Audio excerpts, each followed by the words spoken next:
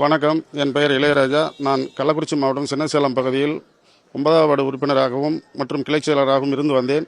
தற்பொழுது அனைத்து இந்திய அண்ணா திராவிட முன்னேற்ற கழகத்தில் இருந்து வந்தேன். தற்பொழுது நான் புரட்சித்தாய் எனது உயிரினும் மேலான சின்னம்மா அவர்களுடைய வழிகாட்டலின்படி சின்னம்மா அவர்கள் புதிய கட்சி கொடியினை அறிமுகம் செய்த காரணத்தினாலும் புதிய கட்சி சின்னம்மா அவர்கள் ஆரம்பிக்க இருப்பதாலும் என்னுடைய கழக பணியினை சின்னம்மா அவர்களின் பொற்பாதங்களில் தொட்டு வணங்கி நான் அவருடன் பயணிக்க இருக்கிறேன்.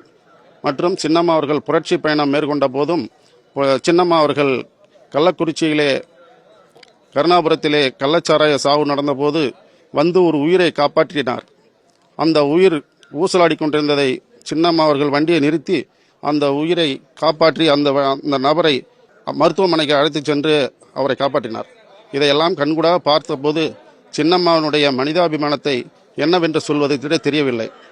ஆனால் சின்னம்மாவை சுயநலவாதிகள் பயன்படுத்தி கொண்டு சின்னம்மாவை புறந்தள்ளி அரசியலிலிருந்து புறந்தள்ளி ஏமாற்றி பார்த்தனர்.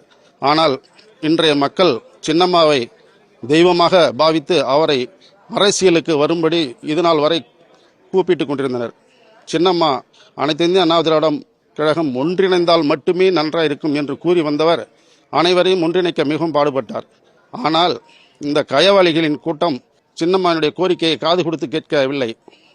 அதனால் சின்னம்மா மனம் நொந்து இந்த மக்களை காப்பாற்ற இனிமேல் நான் களமிறங்கி போராடி இந்த மக்களை, தமிழ் மக்களை காப்பாற்ற வேண்டும் என்பதற்காக இறங்கி தன்னுடைய சேவையை தொடங்கி இருக்கிறார். எனவே சின்னம்மா அவர்கள் முன்பு செய்த சேவையை விட இந்த சேவை மிகவும் வெற்றிகரமாக இருக்கும் என்று நம்புவோம். எனவே சின்னம்மாவினுடைய வழியில் நாம் பயணிப்போம், சின்னம்மாவின் ஆட்சி அமைப்போம், சின்னம்மாவை நாம் ஆட்சி கட்டில் அமர வைக்க சபதம் ஏற்போம்.